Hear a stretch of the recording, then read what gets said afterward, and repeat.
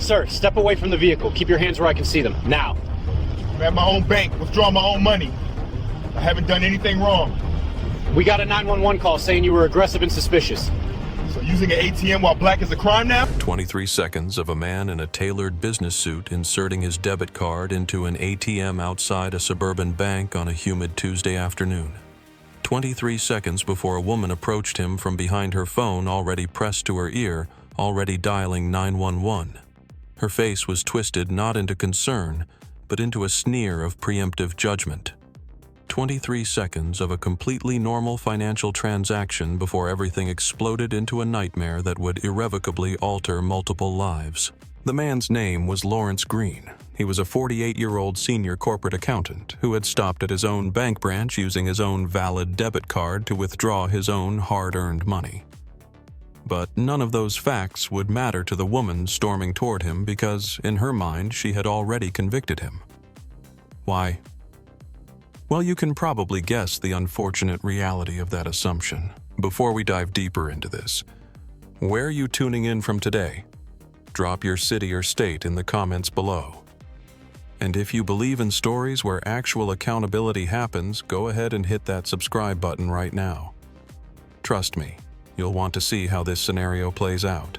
Lawrence had been banking at this specific Springfield branch for over a decade. 10 years of consistent deposits, mortgage payments, car loan transactions, and saving for his daughter's college fund. He knew the branch manager, Richard, by sight.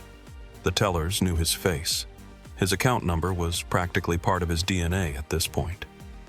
This was his bank, located in his quiet suburban neighborhood, a place where he had every conceivable right to be. It was 2:47 p.m. Lawrence had left his downtown office early for a 3:30 p.m. dentist appointment nearby.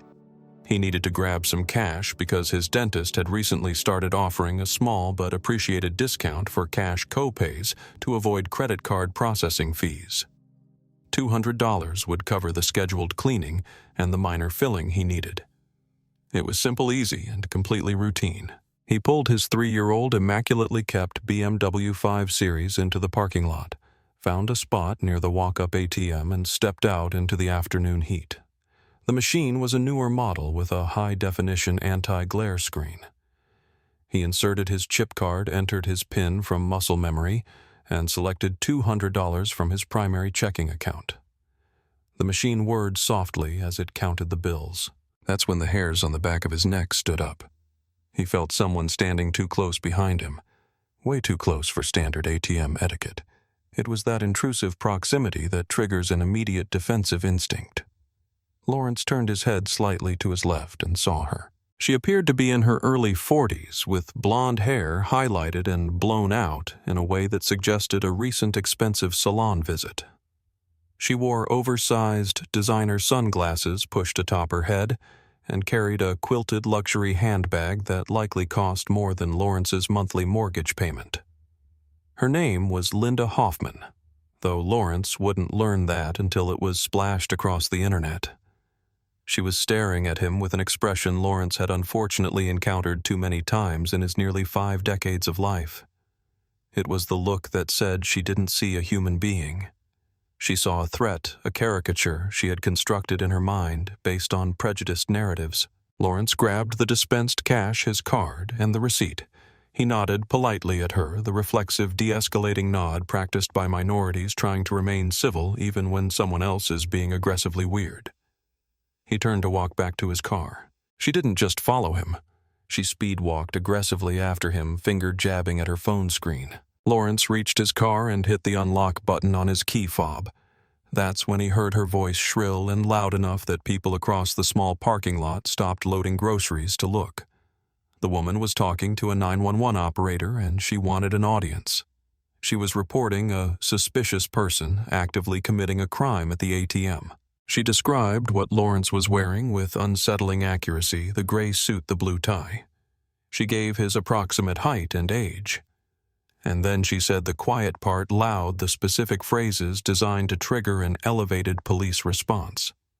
She told the operator she felt threatened by him, that he was acting erratically and aggressively, that she was terrified he had stolen someone's card and was draining their account. She demanded police presence immediately. Lawrence stood by his open car door keys clutching in his palm, trying to process the surreal escalation. He had done absolutely nothing. Nothing. He had withdrawn his own money at his own bank in broad daylight. He hadn't even fully made eye contact with this woman. And now she was weaponizing the police against him. Every instinct in his body screamed at him to get in his car and drive away. Just leave. Go to the dentist. Pretend this insanity wasn't happening. But a deeper, older instinct, one passed down through generations, overrode the urge to flee. He knew that driving away now would look exactly like guilt to the responding officers. It would look like evading.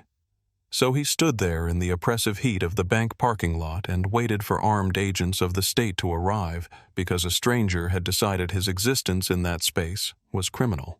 If you've ever been accused of something you didn't do, you know the sickening feeling in the pit of your stomach. Type unfair in the comments if you think this situation went 0 to 60 way too fast. The wait felt like an eternity, but was probably less than 5 minutes. A police cruiser swung into the lot lights, flashing silently. Another pulled in directly behind it, effectively boxing in the area. 2 cars for one middle-aged accountant using an ATM. Officer Kevin Palmer stepped out of the lead car. He was very young, a rookie, maybe 23 years old, possessing the kind of vibrating nervous energy that made Lawrence instantly warier. The second officer was older, a veteran named Officer Reed, a woman in her mid-50s whose face was a mask of professional neutrality. Linda Hoffman rushed toward the officers before they even fully exited their vehicles, her expensive purse bouncing against her hip, words tumbling out in a frantic torrent. She pointed accusingly at Lawrence. She gestured wildly toward the ATM. She pressed a hand to her chest as if trying to calm a violently palpitating heart. It was a performance theatrical and calculated. Officer Palmer approached Lawrence, his hand resting purposefully on his utility belt right near his service weapon. He wasn't drawing it, not yet, but the message was unambiguous in his mind. This was a high-risk situation. Lawrence very slowly raised his hands to chest height, palms facing outward, fingers spread. He had been taught this drill since he was a teenager learning to drive. His father had taught him. His uncles had reiterated it. Keep your hands visible. Move glacially. Narrate your actions. Don't reach for anything suddenly. Survive the encounter. "Sir, I need to see your identification," Officer Palmer said, his voice tight. Lawrence spoke clearly and calmly, keeping his voice monotone. "Officer, my wallet is in the inside pocket of my suit jacket. I am going to reach for it slowly now." He narrated every micro-movement. Hand moving to lapel, jacket opening, hand reaching inside, wallet being withdrawn, driver's license being extracted. He handed the license over with steady hands, though his heart was hammering against his ribs so hard he felt dizzy. Officer Reed had moved to intercept Linda Hoffman, who was still babbling rapidly, her hands still painting Lawrence as a villain in the air. Officer Palmer examined Lawrence's license, checking the photo against the man standing before him. Then came the inevitable question. "What are you doing at this ATM today, sir?" Lawrence explained, ensuring his voice remained level and devoid of the anger boiling inside him. "I bank here. I have had an account here for 10 years. I was withdrawing $200 for a dentist appointment I am now late for. I have my receipt right here, and this is my debit card." Officer Palmer asked to see them. Again, Lawrence narrated his movements as he produced the items. The receipt clearly showed a successful withdrawal from an account bearing Lawrence Green's name at 2:47 p.m. The debit card had his name embossed on the front, matching his driver's license. Officer Palmer looked at the receipt, looked at the card, looked at the license, and then finally really looked at Lawrence. The young officer's face shifted slightly, the tension around his eyes easing as the realization began to dawn on him. This didn't add up. But Linda Hoffman wasn't finished. Hearing the lull in conversation, she raised her voice loud enough for Lawrence to hear her over Officer Reed's attempts to calm her. She insisted Lawrence had been acting suspiciously. She lied, claiming he had looked around nervously before using the machine casing the joint. She claimed he took an unusually long time entering his PIN as if trying to guess a stolen code. She said his body language was aggressive. Every word was a fabrication. Lawrence had walked up, inserted his card, entered his PIN correctly on the first attempt, and taken his cash. The entire physical interaction with the machine had taken less than a minute. Officer Reed asked Linda a direct question designed to cut through the noise. "Ma'am, did this man threaten you verbally? Did he make any aggressive physical movements toward you specifically?" Linda hesitated. Just for a fraction of a second, her eyes darted away. It was long enough. Then she doubled down. "I felt threatened by his presence. As a woman alone in a parking lot, I have every right to be terrified when someone acts like that. I was protecting myself and the bank." Officer Palmer made a decision. He keyed his shoulder radio. He was requesting the bank manager step outside to review security footage on site. This was about to get definitive. The branch manager, Richard Foster, a man in his late 30s whom Lawrence knew, came out within 3 minutes carrying a secured banking tablet. He looked profoundly confused to see police lights flashing in his lot. His confusion deepened into shock when he saw Lawrence Green standing by his car with police visibly questioning him. Richard knew Lawrence. They had chatted about college football just last week when Lawrence came inside to deposit a check. Richard walked straight past the officers and greeted Lawrence by name with genuine warmth and perplexity. "Mr. Green, Lawrence, what on earth is going on out here?" Officer Reed stepped in and explained they had received a credible report of suspicious activity and potential fraud at the ATM. Richard looked at Linda Hoffman, who was still vibrating with self-righteous indignation. He looked back at Lawrence, a reputable customer in a tailored suit. Then he looked at the officers. He actually let out a short, incredulous laugh. "Officers Lawrence Green is one of our longest-standing customers. His account is in immaculate standing." Richard tapped the screen of his tablet, pulling up real-time branch data. "Here is the most recent transaction, 2:47 p.m., $200 withdrawn from checking, exactly what Mr. Green said." Then Richard did something crucial. He offered to show the officers the exterior security camera feed right there on the tablet. The bank's upgraded security system allowed for immediate remote playback. Officer Palmer and Officer Reed gathered around the small screen. Linda Hoffman tried to crane her neck to see, but Officer Reed pointedly suggested she remain by her vehicle. The high-definition footage was irrefutable. It showed exactly what Lawrence had described. He walked up calmly. He inserted his card. He entered his PIN without hesitation. The cash dispensed. He took his card and receipt. He turned to leave. The timestamp confirmed the entire physical interaction at the machine took 41 seconds. More damningly, the footage showed Linda Hoffman. She had been sitting in her luxury SUV parked 3 spaces away, engine idling. She watched Lawrence pull in. She watched him walk to the ATM. And then, for no discernible reason other than bias, she grabbed her phone, exited her vehicle, and began stalking toward him while dialing. "Have you figured out the shift that's about to happen? Stay with me because the turn toward justice is satisfying." Officer Palmer's jaw tightened visibly as he watched the playback. He was young, but he wasn't stupid. He realized he had been used. Officer Reed's neutral expression finally cracked into a look of profound distaste. Richard Foster just shook his head slowly, his expression one of pure disappointment in humanity. Officer Palmer walked over to Linda Hoffman. His entire demeanor had shifted. The nervous rookie energy was replaced by a cold, hard professionalism. "Ma'am," he said, his voice flat, "did you witness this man actually commit a crime? Did you see a weapon? Did he speak to you?" She stammered, sensing the tide turning. "Well, his behavior was... It was suspicious. I felt..." He cut her off. "Did you witness a penal code violation, yes or no?" She couldn't answer because they all knew the answer. She had seen a black man in a suit at an ATM and decided that was sufficient cause to initiate an emergency response. Officer Reed stepped away from Linda and approached Lawrence. Her posture was apologetic. "Mr. Green, you are free to go. We have verified your transaction with the bank manager and reviewed the footage. I sincerely apologize for the inconvenience and the disruption to your day. It was professional, but inconvenience didn't quite cover the humiliation of being detained like a suspect in front of a gathering crowd of onlookers at the strip mall, many with phones raised recording. Lawrence knew this would be online before he even reached the dentist's chair. Lawrence got into his BMW. His hands, steady during the encounter, were now shaking violently as the adrenaline dump hit his system. He sat for a moment, gripping the leather steering wheel, breathing deeply, trying to lower his heart rate enough to drive safely. In his rearview mirror, he saw Officer Palmer having a very pointed, intense conversation with Linda Hoffman. He saw her defensive posturing, her arms crossing angrily. He saw Officer Reed writing furiously in a notepad. Lawrence drove to his appointment. He sat in the dentist's chair, numbly letting them work on his teeth.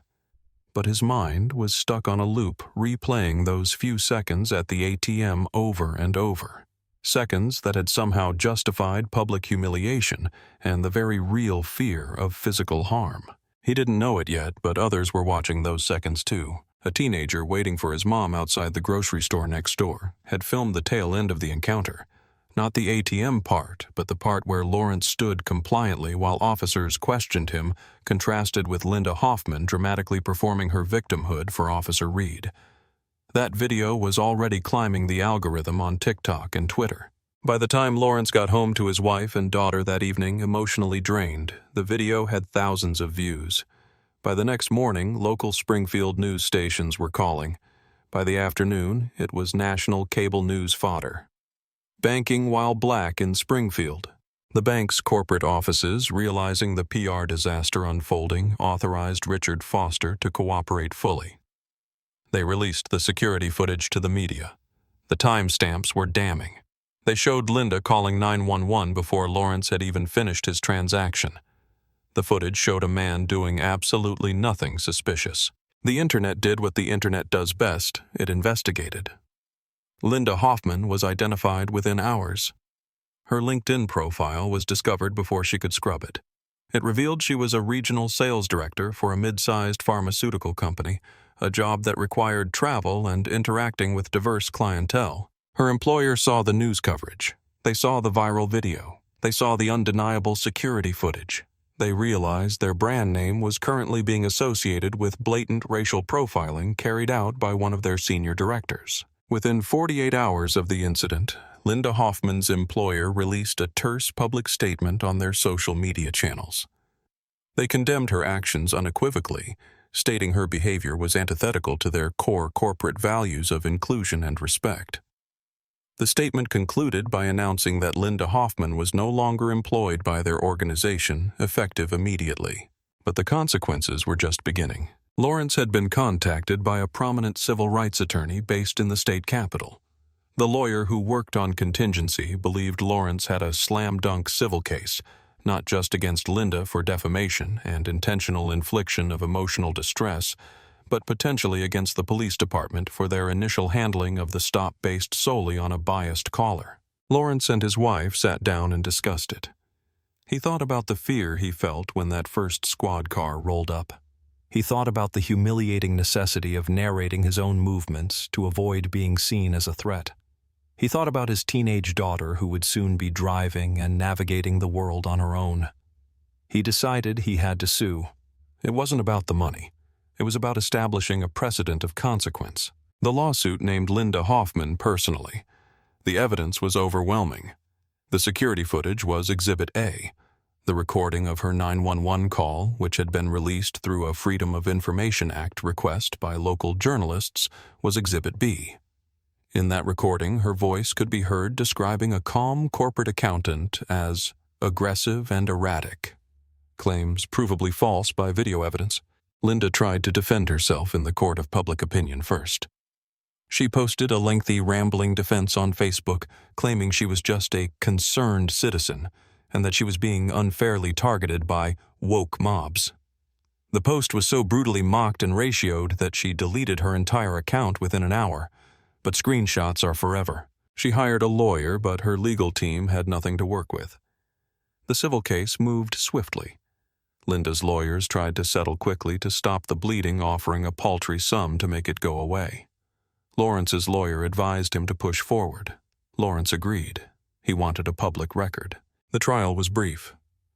The jury heard the hysterical 911 call. They watched the mundane security footage. They heard testimony from Richard Foster about Lawrence's impeccable standing as a customer. They heard from Officer Palmer, who admitted under oath that Lawrence's behavior had been perfectly normal, and that without Linda's frantic call, no police interaction would ever have occurred. Most importantly, they heard from Lawrence himself. He testified quietly about the fear, the humiliation, the subsequent anxiety he now felt when performing simple tasks in public spaces, the therapy he had started to process the trauma of being targeted by the state because of one woman's prejudice. The jury deliberated for less than 3 hours. They found in favor of Lawrence on all counts. The damages awarded were substantial enough to wipe out Linda's savings and retirement accounts enough to send a very loud message. But the story didn't end in civil court. The local district attorney was facing intense pressure from community leaders and activists to address the weaponization of 911 calls. They decided to make an example of this clear-cut case. Linda Hoffman was charged criminally with filing a false police report. A misdemeanor, yes, but one that carried potential jail time and a permanent criminal record. The irony was thick. Linda Hoffman, who had called the police on an innocent man to try and inflict the justice system upon him, now stood in criminal court as a defendant herself. She took a plea deal to avoid a trial she would surely lose. No jail time, but significant fines, hundreds of hours of community service, and 2 years of probation. She was also mandated to attend intensive anger management and implicit bias training courses. She now had a criminal record that would flag on every background check for the rest of her life. The very system she tried to use as a cudgel against Lawrence had swung back and struck her down. If you think this is the kind of accountability we need to see more of, type "justice" in the comments. Lawrence used a portion of the settlement money to pay off the remainder of his mortgage years early. A significant chunk went to the NAACP Legal Defense Fund to help others caught in similar situations without the resources he had. He put the rest into his daughter's college savings. He kept working at his job, kept banking at the same branch, and kept living his life. But things had changed. The incident had been exhausting and infuriating. Yet the outcome, the tangible accountability, the fact that the truth actually mattered, restored something in him. Not necessarily faith in the system which had initially failed him, but faith in the power of fighting back with evidence and determination. Richard Foster implemented mandatory new training protocols for all staff at his bank branch regarding customer safety in the parking lot and how to handle police interactions born from bias. Officer Palmer used the incident as a harsh learning experience. He became an advocate within his precinct for better training on vetting 911 callers before escalating encounters with subjects. As for Linda Hoffman, her life was fundamentally dismantled. At 43, she was unemployable in her lucrative field because a simple Google search of her name brought up pages of articles and videos detailing her disgrace. She eventually had to sell her expensive suburban home and move out of state because she had become a local pariah, shunned by neighbors and former friends who wanted no association with her toxic reputation. She had been willing to ruin an innocent man's life based on nothing but her own deep-seated prejudices. The ruin she faced instead was the direct, mathematically precise result of her own choices. The story became a cultural touchpoint. When similar incidents occurred elsewhere in the country, people would reference the Springfield ATM incident as proof that false reports could have devastating consequences for the accuser. Lawrence still thinks about those 23 seconds sometimes. They were a terrifying window into how precarious his safety and freedom really were. But those seconds also became evidence. They led to a lawsuit, criminal charges, and a very public, very necessary lesson about the high cost of bigotry. Those 23 seconds proved that sometimes when you stand your ground and demand the truth be seen. Justice isn't just an abstract concept. It's a real force that can balance the scales. If you've made it this far, thank you for listening to Lawrence's story. Hit that like button if you believe accountability matters. We often hear stories like this and focus on the satisfying conclusion of the antagonist getting their comeuppance. But the real takeaway here isn't just about Linda Hoffman losing her job or facing legal fines. The deeper lesson is about the immense, often unseen power we hold when we choose to involve authorities in the lives of others. A 911 call is not a customer service complaint. It is the activation of force risking the freedom and safety of the person on the other end. In a society fraught with tension, we must recognize the profound responsibility of checking our own biases before we act on fear. True community safety doesn't come from reflexive suspicion of our neighbors. It comes from the difficult work of seeing the humanity in them before we see our own preconceived notions.